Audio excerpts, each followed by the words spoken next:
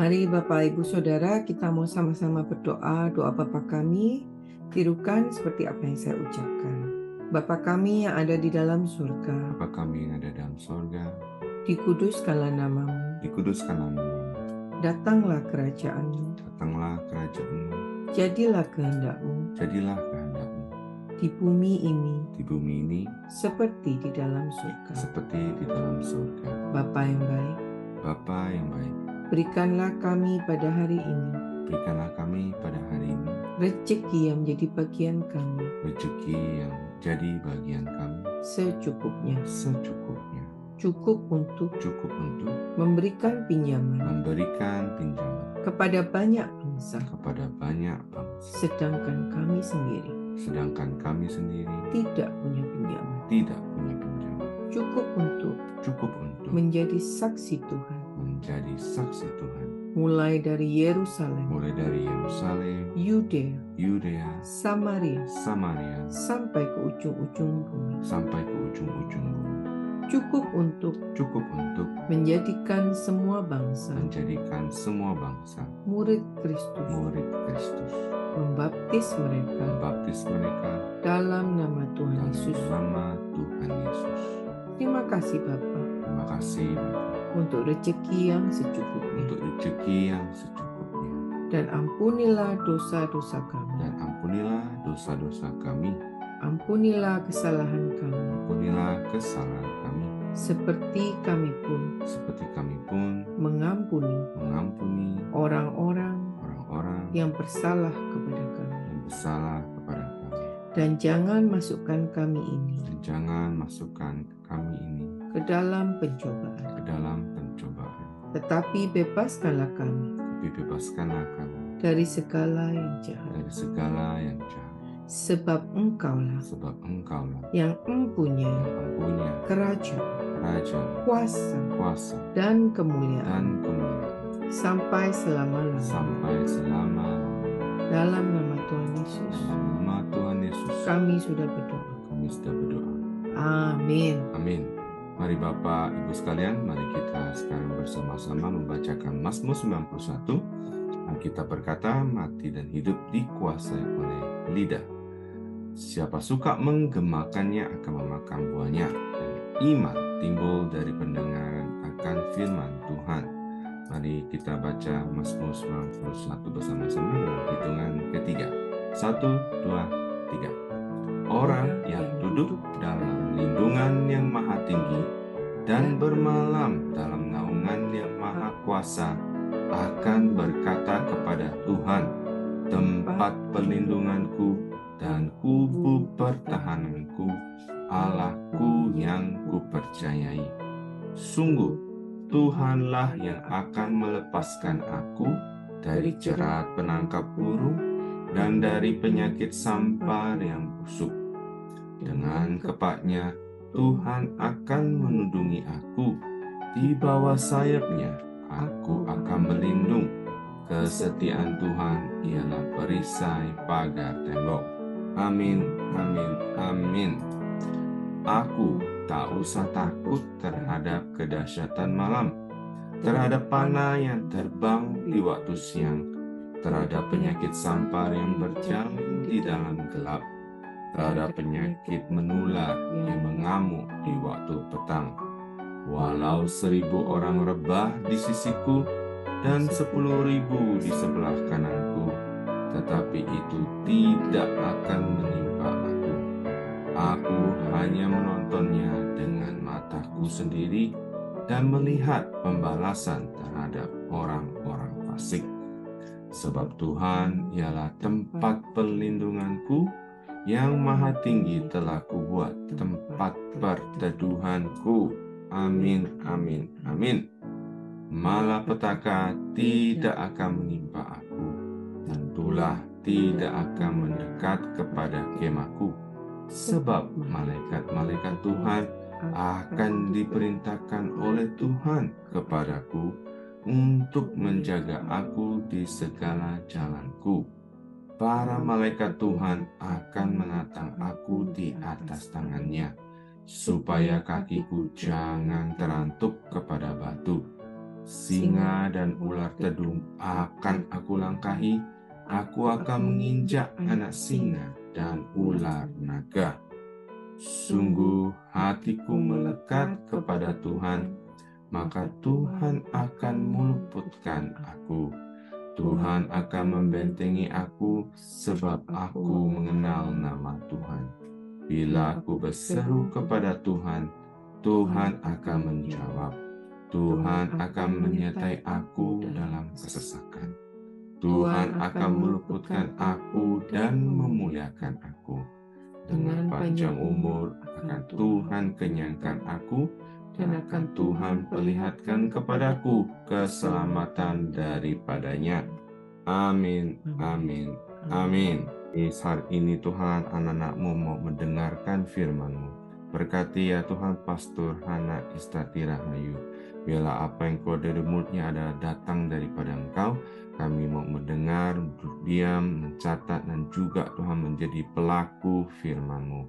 Berkati ya Tuhan. Di dalam nama Yesus kami berdoa, semuanya katakan, amin, amin, amin. Selamat pagi Bapak Ibu semua. Senang sekali kita boleh bertemu lagi di pagi hari ini dan sore hari di Indonesia. Kita semua akan dilayani oleh Pastor Hana. Selamat pagi Bu James. Apa Shalom, Bu kabarnya? James. Mikrofon. Selamat pagi, Iya, selamat sore di sekali. Indonesia. Ya, terima kasih sudah meluangkan waktu untuk memberkati kita semua di sini. Waktu dan tempat yang kami berikan kepada Ibu James. Silakan Ibu James. Pada pagi hari di Amerika dan sore hari di Indonesia, kita akan belajar firman Tuhan, di mana kita senantiasa selalu belajar dan belajar ya, yaitu kuasa firman Tuhan memulihkan hidup kita. Saudara, kita patut bangga kepada Allah kita, karena Dia berikan firman-Nya yang kekal dan berkuasa. Oleh karena itu, kita perlu tahu bahwa betapa dahsyatnya firman Tuhan. Kuasa firman Tuhan itu sungguh-sungguh dahsyat dan ajaib, yang sanggup untuk melakukan segala perkara yang jauh daripada apa yang kita pikirkan. Kita tidak bisa mengerti sejauhnya langit dan bumi, pikiran Tuhan dan pikiran manusia.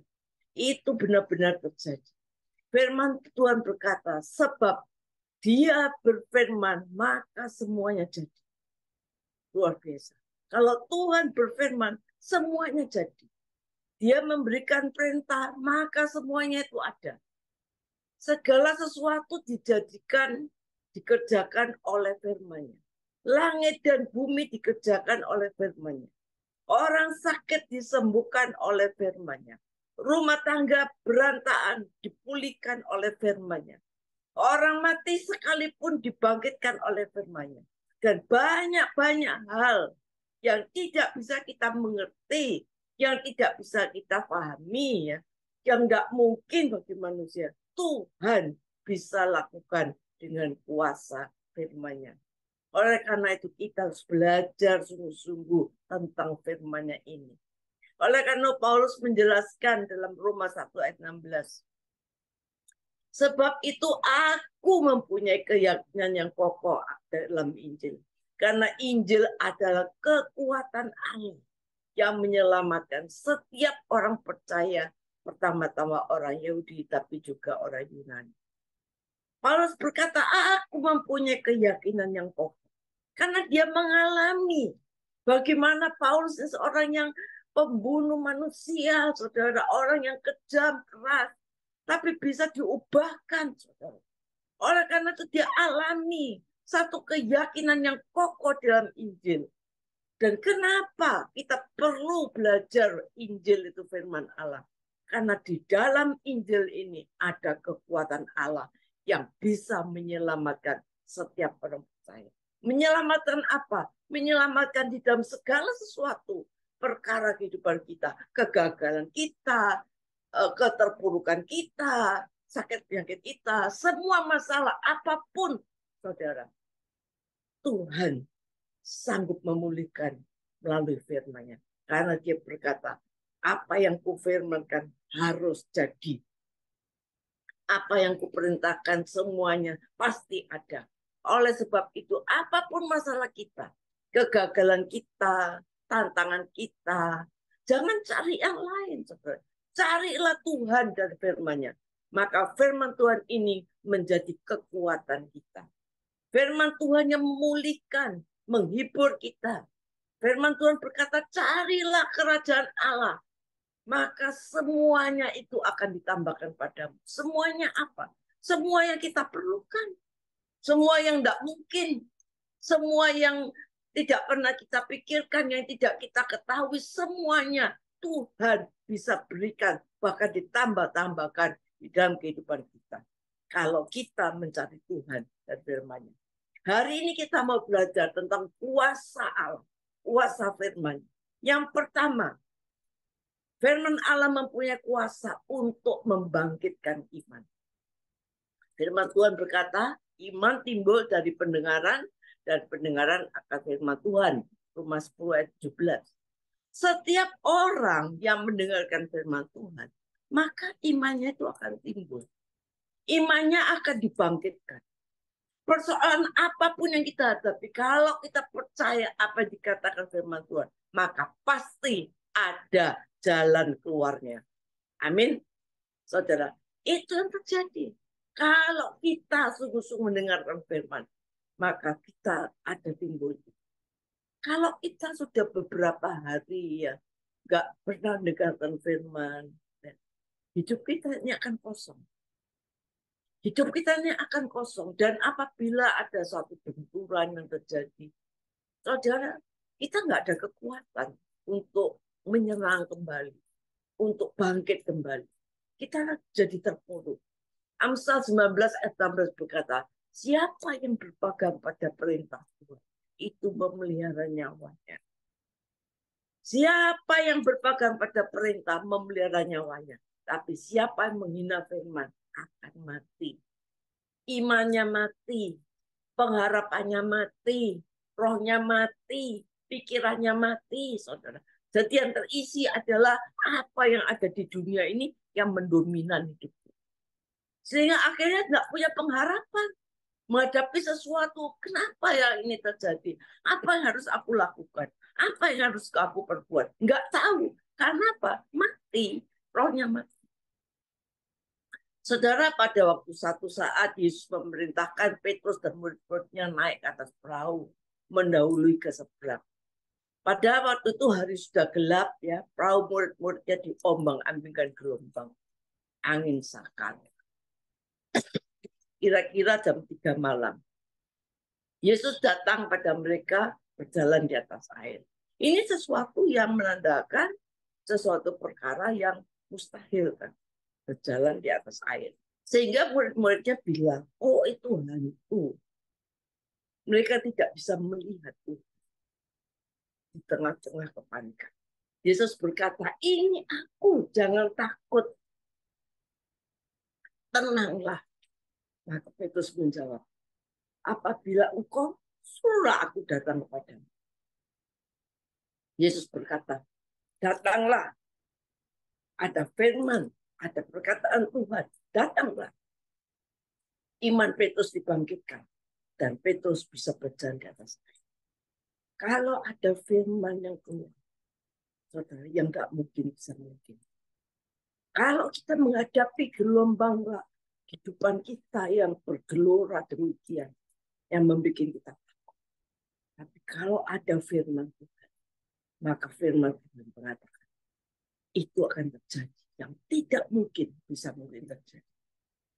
Saudara, kalau kita sebagai anak Tuhan, jangan cuma kita mengalami hal-hal biasa.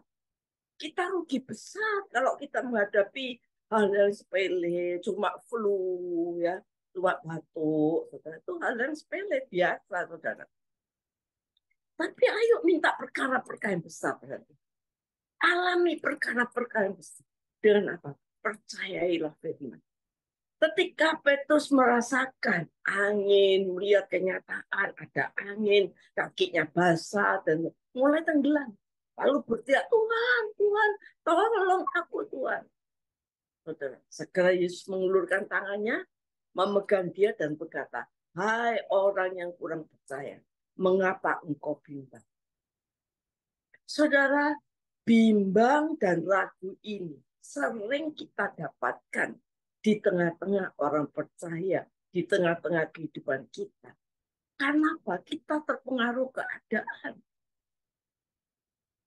Lalu mereka naik ke atas perahu ya saudara, dan angin pun redalah, dan orang-orang di dalam perahu itu menyembah Tuhan dan berkata, sesungguhnya engkau adalah anak Allah. Saudara, apa yang kita dapati dari peristiwa ini? Saudara, iman itu bukan untuk dirasa. Iman itu bukan untuk diraba. Ya. Diraba, dirasa, kok gini ya? Kok ngalami gini ya, dirasakan. Kok pikiranku gini ya, kok suamiku gini ya, saudara. Itu namanya dirasa. Iman itu bukan untuk dirasa, seperti Petrus, kakinya dirasa kena air, tangannya dirasa kena angin, diraba, tetapi iman itu untuk dipercaya. Iman itu dipercayai. Sebab hidup kita ini hidup karena percaya, bukan karena melihat, kata firman Tuhan. Kalau kita percaya, maka hal yang mustahil bagi kita, maka saya percaya itu tidak ada mustahil bagi Tuhan. Saudara, mengapa kita sebagai orang percaya iman kita gugur? Sering gugur. Sehingga satu saat Tuhan Yesus berkata, yang terpenting kalau dia kembali datang ke dunia, dia tidak tanya apakah kamu masih anggota gereja, apakah kamu masih melayani, enggak. Yang terpenting Tuhan mengatakan nanti kalau aku datang ke dunia, masih adakah iman di bumi ini? Karena di bumi ini akan terjadi masa-masa yang sulit dan sukar. Dan yang dikhawatirkan Tuhan masihkah ada orang-orang yang kehilangan imannya. Saudara, karena seringkali iman kita tuh melihat kenyataan.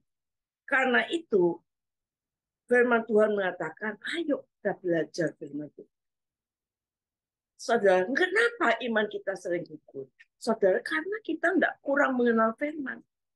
Hosea 4 berkata, umatku binasa karena tidak berpengetahuan. Jadi bukan orang fasik ya, umatku, ada orang percaya, binasa karena tidak punya pengetahuan.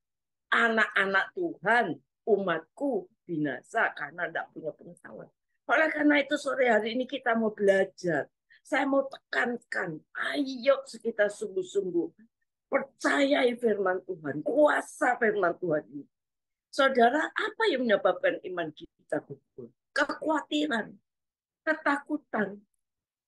Saudara, firman Tuhan mengatakan kekhawatiran dan ketakutan itu bisa menghimpit firman.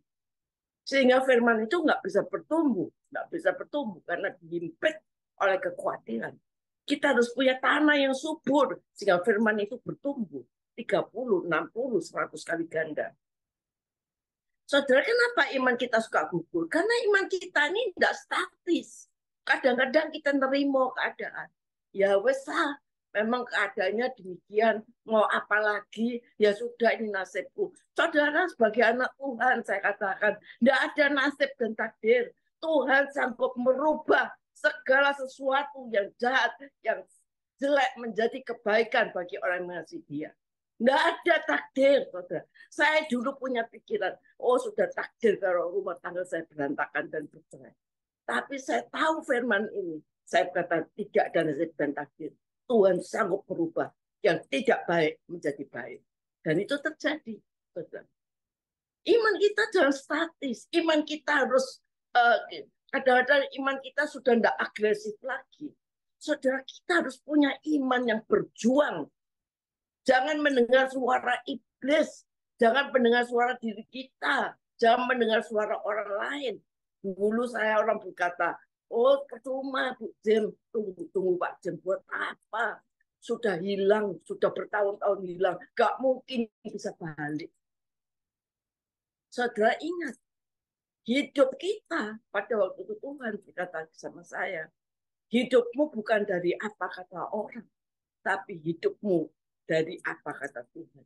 Dan Tuhan berkata, Apa yang dipersatukan Allah tidak bisa diceraikan oleh manusia. Oh, saya pegang ayat ini, saya yakin betul-betul. Dan itu terjadi, saudara. Walaupun kelihatannya tidak mungkin, saudara. Walaupun sudah tidak ada dasar untuk berharap. Ayo seperti Abraham, percayalah tetap berharap. Karena Allah selalu ada di dalam setiap musim kehidupan. Allah selalu ada di tengah-tengah masalah. Allah selalu ada bersama-sama kita. Dia tetap menyertai kita. Bukan cuma sekarang, bukan besok, bukan bulan depan, bukan tahun depan, tapi sampai akhir zaman. Saudara, yang kedua, kuasa firman itu memperoleh keberhasilan. Membuat kita berhasil. Firman Tuhan Yosua 1 ayat 8. Janganlah engkau lupa memperkatakan kitab Taurat ini. Renungkanlah siang dan malam. Supaya engkau bertindak hati-hati sesuai dengan segala yang tertulis di dalamnya. Sebab dengan demikian perjalananmu akan berhasil dan engkau akan beruntung. Saudara, tidak ada seorang pun yang mau gagal. Saya tahu kita semua berusaha untuk supaya berhasil. Tetapi kita harus ingat, tujuan hidup kita itu juga bukan cuma untuk berhasil.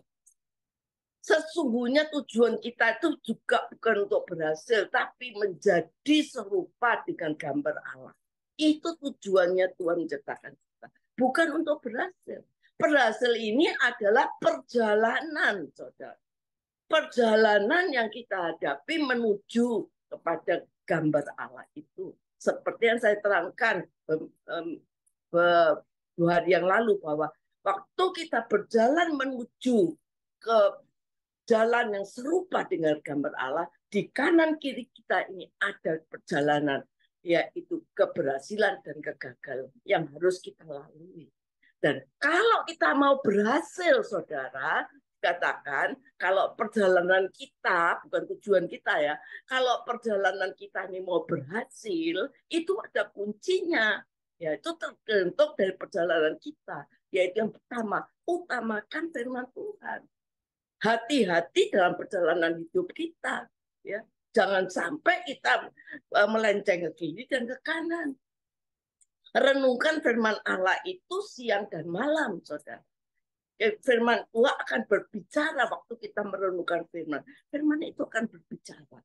Apa yang tidak kita tahu, firman itu akan berbicara. Oh, ini bikin saya tadi di pesawat.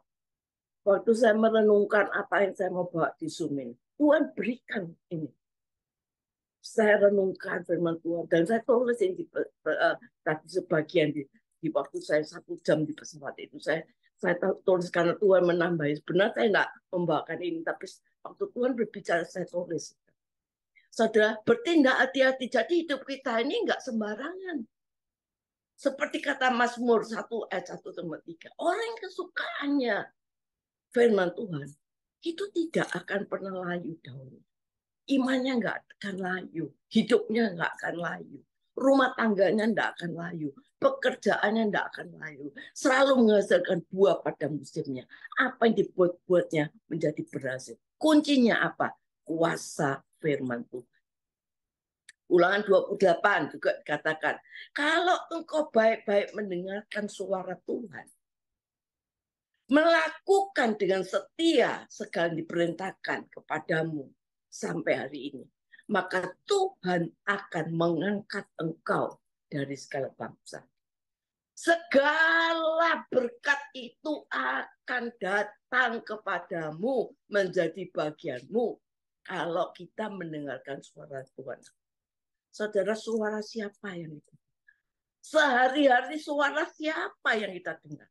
Saudara, kalau kita mendengar suara Allah, maka saya percaya segala berkat ini akan datang kepadamu. Yang ketiga, kuasa firman itu untuk mendidik kita, untuk kita taat dalam kebenaran. Saudara, contohnya Ishak. Ishak itu tinggal di negeri yang mengalami kekeringan, kelaparan, kesesakan, kesulitan yang besar.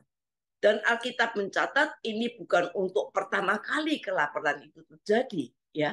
Pada zaman ayahnya Abraham itu juga terjadi kelaparan, dan kelaparan itu bukan sekedar kelaparan yang biasa, tetapi benar-benar kelaparan yang dahsyat sampai menjatuhkan iman Abraham. Abraham sampai pergi ke Mesir, tinggal di situ ya. Waktu mau masuk Mesir, istrinya disuruh mengaku adiknya supaya mereka bisa hidup. Sudah hancur imannya, saudara. Karena mengalami ini kelaparan, kesesakan yang dahsyat ini bisa menghancurkan. Saudara. Dan ini terjadi lagi pada zaman Ishak anaknya. Saudara, secara daging, Ishak itu sebagai manusia, tentu dia juga bingung, cemas, khawatir. Di mana terjadi kekeringan dahsyat. Sawah-sawah tidak menghasilkan panen. Gandum pun makanan pokok itu sulit didapat. Kalau gandum pun ada, harganya pasti mahal, saudara. Dan oleh karena itu semua orang berbondong-bondong pergi ke Mesir. Mesir daerah subur, airnya berlimpah, bercocok tanam pasti jadi. Saudara, secara manusia Mesir itu sangat menguntungkan. Banyak orang yang pergi ke Mesir. Saudara, di Kanaan sedang dilanda kekeringan panjang. Tanam jadi gersang. Saudara, Ishak pasti pikir nanti keluargaku akan mati kelaparan. Tetapi pada suatu saat, pada waktu Ishak punya pikiran demikian, Tuhan berfirman kepada Ishak. Dan Ishak mendengar, jangan pergi ke Mesir. Diamlah di negeri yang aku katakan kepadamu. Tinggallah di negeri ini sebagai orang asing. Aku akan menyertai engkau. Aku akan memberkati engkau. Sebab kepadamu dan keturunanmu aku berikan seluruh negeri ini. Dan aku akan menepati sumpah yang telah kuikrarkan kepada Abraham ayahmu. Tuhan berfirman kepada Ishak. Saudara, Ishak mikir. Bagaimana sikap Ishak? Ishak tidak melihat keadaan. Ishak tidak menyimpang ke kiri ke kanan. Ishak mendengar dan taat apa yang Tuhan katakan. Walaupun keadaan nanti keluargaku makan apa ini ya, nabur di tempat yang kering. Saudara, tapi dia taat, saudara. Dia taat. Justru di tempat yang kering dia nabur. Dan akhirnya apa? Firman Tuhan mengatakan, Ishak diberkati di tanah yang kering 100 kali lipat. Ketaatan akan firman ini akan mengubah kekeringan, kesulitan, kesesakan menjadi berkat yang besar. Saudara, Alkitab berkata, Ishak menjadi kaya, kian lama kian kaya, sehingga ia menjadi sangat kaya. Kita kadang tidak berani melakukan firman Tuhan. Walau kita mendengar, walau kita mengerti, ya, menabur di kekeringan. Firman Tuhan mengatakan, orang yang menabur berhak menuai. Menabur dan mencucurkan air mata akan menuai bersorak-sorai. Saudara, kalau kita menabur, kita berhak menuai. Ini janji firman Tuhan. Pikiran manusia menabur di tanah kering nggak bisa tumbuh. Kalau kita senantiasa bersandar pada akal manusia, tidak akan pernah kita bisa melakukan firman Tuhan. Selama kita pakai pikiran kita, andalkan pikiran manusia, kita tidak akan pernah dapat melakukan firman Tuhan. Tuhan memberkati Ishak 100 kali lipat dalam tahun itu juga. Apa yang kita tabur, itu yang kita tuai. Saudara tabur perkataan iman, saudara menuai keajaiban. Tabur kebaikan, saudara menuai kebaikan. Tabur firman Tuhan, saudara menerima janji Allah. Saudara tabur dosa, saudara menuai maut. Saudara, peristiwa janda Sarfat memberi contoh ketaatan yang berkat. Suatu kali Tuhan menyuruh Elia ke Sarfat di tengah-tengah kekeringan. Elia di sana ketemu dengan janda Sarfat, ya, dan yang sedang mengumpulkan kayu api. Elia bilang, kasih aku minum dong sama roti sepotong. Janda ini berkata, demi Tuhan yang hidup, tidak ada roti padaku sedikit pun. Kecuali segenggam tepung dan minyak sedikit dibuli-buli. Yang siap untuk makan anak-anakku, setelah itu kami akan mati. Itu kenyataannya. Elia berkata, jangan takut. Buatkan seperti apa aku katakan. Baru nanti untuk anak. Firman Tuhan berkata, sejak itu apa yang dilakukan janda Sarfat ini seperti yang difirmankan Tuhan. Sejak itu tepung dalam tempayan tidak pernah habis. Tidak pernah habis, saudara. Minyak dalam buli-buli tidak pernah berkurang. Seperti yang difirmankannya Tuhan, diucapkan oleh Elia. Saudara, hidupnya tidak pernah kekurangan. Walaupun saat itu ada dalam kekeringan dan kelaparan. Tapi janda Sarfat ini dipelihara oleh Tuhan. Karena apa? Dia siap melakukan apa yang dikatakan firman Tuhan. Kalau kita cuma dengar firman Tuhan, kalau kita cuma mendengar firman, membaca firman, dan tidak melakukan, saudara, tidak ada artinya. Bahkan kita seperti membangun rumah di atas pasir. Ada angin goncal sedikit, kita roboh, saudara. Tapi kalau kita mendengar firman Tuhan, membaca firman Tuhan, merenungkan siang dan malam, dan melakukan, kita seperti membangun rumah di atas batu. Angin boleh datang, badai boleh datang, masalah boleh datang. Gunung yang besar boleh ada di hadapan kita. Sungai yang tidak bisa diseberangi ada di depan kita. Bukit-bukit yang tinggi ada di depan kita. Duri yang tajam ada di depan kita. Tembok yang tidak bisa kita lompati ada di depan kita. Tapi bersama Tuhan, kita lihat janji firman Tuhan. Tuhan sanggup memelihara kita. Tuhan sanggup menyertai kita. Tuhan sanggup membuat kita menerobos segala kesulitan. Dan kita hidup dikatakan seperti membangun rumah di atas batu yang tidak akan tergoncangkan. Karena kita hidup di kerajaan yang tidak tergoncangkan bersama Allah yang tidak tergoncangkan. Amin. Saudara, saya mau berdoa untuk kita semua pada sore hari ini, pada pagi hari ini dan sore hari di Indonesia. Tuhan, biarlah firman yang ditabur ini tidak kembali dengan sia-sia. Biarlah firman ini menegaskan pada kita, memberikan pengetahuan, memberikan iman kepada kita, supaya iman kita tidak loyo, supaya iman kita tidak nerimo, tapi kita mau berjuang, kita mau sungguh-sungguh percaya, kita mau sungguh-sungguh aktif dalam firman ini. Karena firman ini akan menimbulkan iman, dan iman ini sanggup mengubahkan yang tidak ada menjadi ada, yang tidak mungkin menjadi mungkin. Saya percaya pekerjaan setiap anak-anak Tuhan yang pagi hari mendengarkan firman ini akan diberkati Tuhan secara luar biasa.